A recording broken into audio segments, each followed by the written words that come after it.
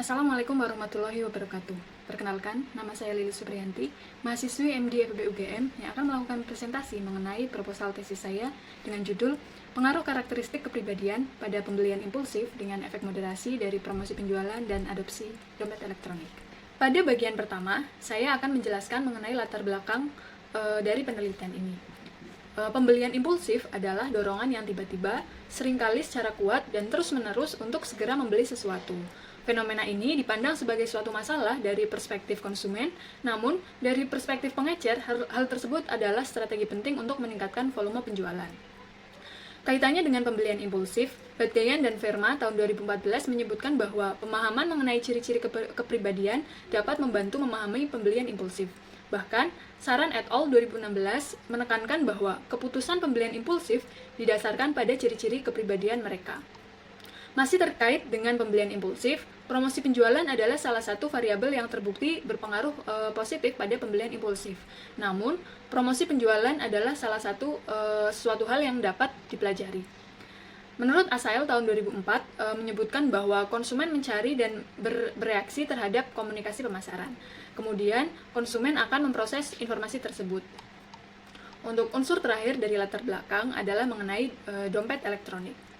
Asia Pacific E-Commerce and Payment Guide adalah sebuah survei yang dilakukan oleh perusahaan Techfin Rapid, dan survei tersebut menyebutkan bahwa transaksi menggunakan dompet elektronik di Indonesia mencapai 33,8%, dan dibandingkan dengan transaksi menggunakan kartu hanya sebesar 9,6%.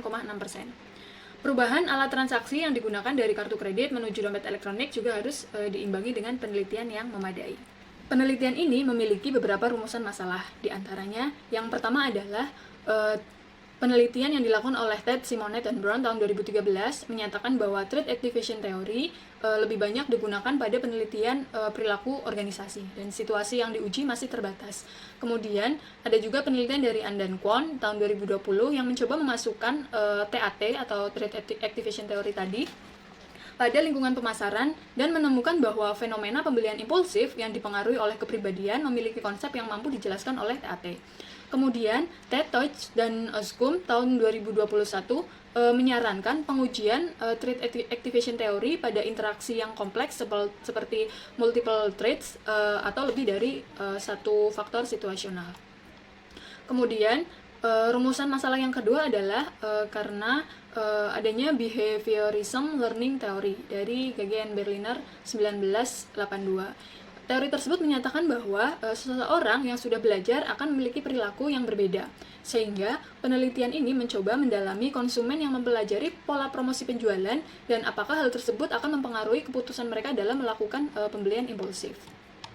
Dan yang ketiga, menurut Oyelami et al. 2020, mereka menggunakan metode pembayaran elektronik sebagai anteseden dari pembelian impulsif. Namun, pembayaran elektronik adalah topik yang sangat luas karena memiliki banyak jenis dan praktik penggunaan yang berbeda. Contohnya misal kartu kredit dan e-wallet sama-sama e-payment, namun cara penggunaannya dan fitur-fiturnya berbeda. Kemudian, penelitian yang dilakukan oleh Akram et al. 2018 mereka menggunakan kartu kredit sebagai anteseden dari pembelian impulsif, akan tetapi tren penggunaan kartu kredit mulai menurun dan diganti dengan dompet elektronik. Selanjutnya adalah pertanyaan penelitian. Dalam penelitian ini ada beberapa pertanyaan, di antaranya yang pertama adalah apakah Big Five Personality Trait yaitu ekstraversi, keramahan, kehati-hatian, stabilitas emosi, dan keterbukaan berpengaruh pada perilaku pembelian impulsif. Kemudian, apakah pemahaman tentang promosi penjualan berpengaruh negatif pada perilaku pembelian impulsif? Kemudian, apakah adopsi dompet elektronik berpengaruh positif pada perilaku pembelian impulsif? Selanjutnya, apakah pemahaman mengenai promosi penjualan memoderasi pengaruh Big Five Personality Trait pada perilaku pembelian impulsif? Dan yang terakhir adalah apakah adopsi dompet elektronik memoderasi pengaruh dari Big Five Personality Trait pada perilaku pembelian impulsif. Selanjutnya, penelitian ini memiliki kontribusi baik secara teoritis dan praktikal. Untuk kontribusi teoritis, Penelitian ini berkontribusi pada pengembangan TAT atau Trade Activation Theory dalam aspek isyarat situasional. Kemudian menambah kajian mengenai e-payment yang secara spesifik menuju pada pengaruh dompet elektronik pada pembelian impulsif. Kemudian, membantu masyarakat dalam mencapai pemahaman yang lebih baik mengenai fenomena pembelian impulsif agar lebih cermat dalam memutuskan sebuah transaksi. Untuk kontribusi praktis, bagi praktisi ataupun konsumen, penelitian ini memberikan pemahaman mengenai faktor yang dapat meningkatkan ataupun mengurangi perilaku pembelian impulsif. Selanjutnya mengenai teori yang saya gunakan atau Trade Activation Theory yang mungkin sudah saya sebutkan beberapa kali di awal tadi, di mana Trade Activation Theory atau yang selanjutnya disingkat menjadi TAT menjelaskan bagaimana seorang individu mengekspresikan sifat mereka ketika dihadapkan pada isyarat situasional yang berhubungan dengan sifat tersebut.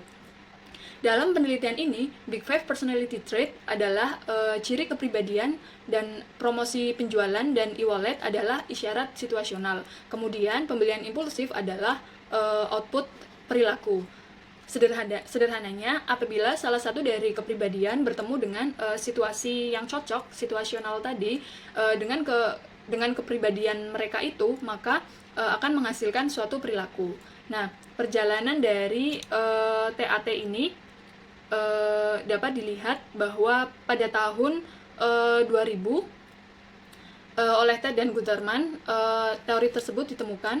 Kemudian pada tahun 2013 Ted, Brown, dan Simonet mereka melakukan pelacakan teori TAT. Jadi teori TAT itu dipakai di tema apa saja dan hasilnya lebih banyak digunakan di lingkup perilaku organisasi. Kemudian pada tahun 2020 An dan Kwon mencoba melakukan penelitian di bidang pemasaran, khususnya di pembelian impulsif, menggunakan teori tersebut. Dan di tahun 2021 oleh Ted, Toik, dan Asgum, mereka melanjutkan pelacakan yang dilakukan di tahun 2013 tadi, dan hasilnya pelacakan tersebut membuktikan bahwa TAT ini masih sangat banyak digunakan di perilaku organisasi. Teori yang kedua yaitu Behaviorism Learning Theory. Behaviorism Learning Theory adalah teori yang menjelaskan bahwa tingkah laku seseorang dihasilkan dari ilmu dan pengalaman yang mereka miliki. Teori tersebut ditemukan oleh Gage dan Berliner 1984. Dalam teori ini, bagian penting yang harus diperhatikan adalah input yang berupa stimulus dan hasil yang berupa respon. Jadi proses belajar dan nanti ada respon setelah belajar. Kemudian teori behaviorisme ini memandang pembelajaran dan pendidikan sebagai perubahan perilaku dari individu, dan sepanjang prosesnya melibatkan beberapa eksplorasi seperti trial and error sampai peristiwa positif dapat terjadi. Dari latar belakang dan dasar yang telah dijelaskan, penelitian ini memiliki beberapa hipotesis diantaranya. Yang pertama adalah Big Five Personality Trait, yaitu ada ekstraversi, keramahan, kehati-hatian, stabilitas emosi, dan keterbukaan berpengaruh positif pada perilaku pembelian impulsif. Kemudian, pemahaman tentang promosi penjualan berpengaruh negatif pada perilaku pembelian impulsif. Kemudian, adopsi dompet elektronik berpengaruh positif pada perilaku pembelian impulsif. Yang keempat, ada pemahaman tentang promosi penjualan akan memoderasi dari pengaruh Big Five Personality Trait pada perilaku pembelian impulsif. Dan yang terakhir, adopsi dompet elektronik memoderasi pengaruh Big Five Personality Trait pada pembelian impulsif. Nah, penelitian ini memiliki model yang dapat dilihat sebagai berikut. Ini adalah hipotesis 1. Kemudian hipotesis 1 ada A, B, C, D, dan E. Kemudian ini adalah hipotesis 2, hipotesis 3, dan ini hipotesis 4, moderasi, dan ini adalah hipotesis 5, moderasi.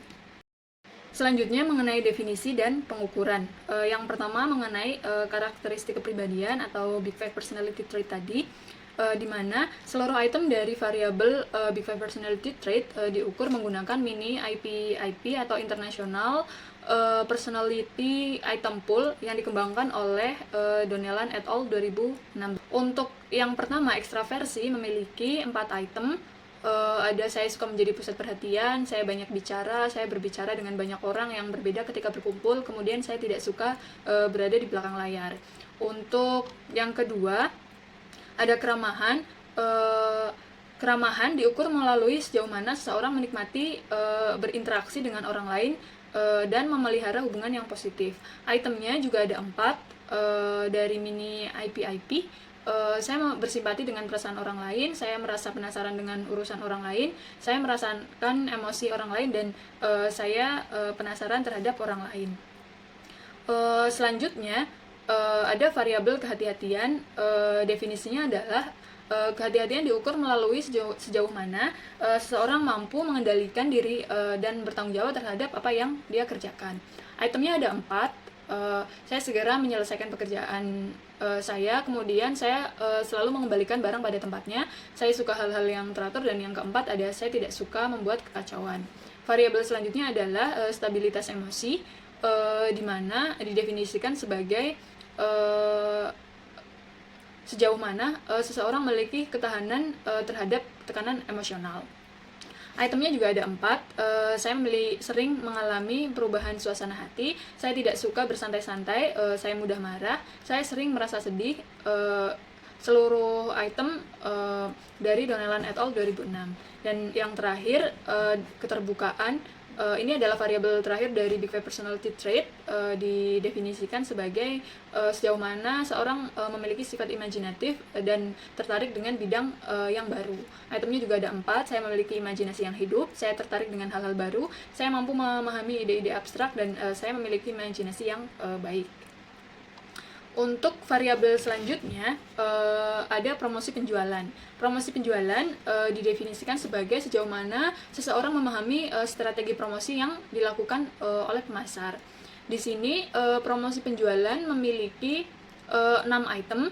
Yang pertama adalah menurut saya diskon besar belum tentu menguntungkan konsumen. Selanjutnya, saya mengetahui jika potongan harga biasanya diberikan pada produk yang sudah aging atau stok lama. Yang ketiga, menurut saya promo beli 1 gratis 1 tetap menguntungkan penjual. Selanjutnya, menurut saya diskon besar belum tentu ditentukan secara fair oleh pemasar. Yang kelima, saya mengetahui jika diskon dengan waktu terbatas dilakukan untuk membuat seseorang secepatnya melakukan pembelian. Dan yang keenam, saya mengetahui bahwa papan bertanda sale atau sejenisnya bisa membuat saya tertarik untuk membeli barang tersebut. Untuk variabel selanjutnya yaitu adopsi dompet elektronik. Adopsi dompet elektronik diukur melalui intensitas dan komitmen konsumen dalam memanfaatkan dompet elektronik sebagai sarana pembayaran secara reguler. Item dari adopsi dompet elektronik ada 5 yang didapatkan dari Yang et al. 2021. Yang pertama adalah, saya sering menggunakan dompet elektronik untuk mengelola keuangan saya. Kemudian, saya sering menggunakan dompet elektronik untuk mentransfer atau mengirimkan uang. Yang ketiga, saya sering menggunakan dompet elektronik untuk melakukan pembayaran. Yang keempat, saya menggunakan fitur eksklusif dalam dompet elektronik. Dan yang terakhir, adalah jumlah dari rata-rata penggunaan dompet elektronik setiap bulan. Untuk ada tidak pernah, 1 kali hingga 5 kali, 6 hingga 10 kali, 11 hingga 15 kali, dan lebih dari 15 kali. Dan ini adalah variabel terakhir untuk definisinya. Perilaku pembelian impulsif diukur melalui sejauh mana seseorang memiliki dorongan untuk segera membeli sesuatu tanpa rencana dan pertimbangan. Pembelian impulsif diambil dari item dari Rock tahun 1987. Itemnya yang pertama adalah saya sering membeli barang secara spontan. Yang kedua, lakukan saja, menggambarkan cara saya dalam membeli barang. Yang ketiga, saya sering membeli barang tanpa berpikir. Yang keempat, saya melihatnya dan saya membelinya, menggambarkan diri saya. Selanjutnya, beli sekarang, pikirkan nanti, menjelaskan diri saya. Item selanjutnya adalah saya merasa ada yang memacu saya untuk membeli barang saat itu juga. Selanjutnya, saya membeli barang sesuai dengan perasaan saya saat itu. Kemudian, saya tidak hati-hati dalam merencanakan belanja saya. Dan yang terakhir, kadang-kadang saya sembarangan membeli barang. Selanjutnya, mengenai populasi dan sampel.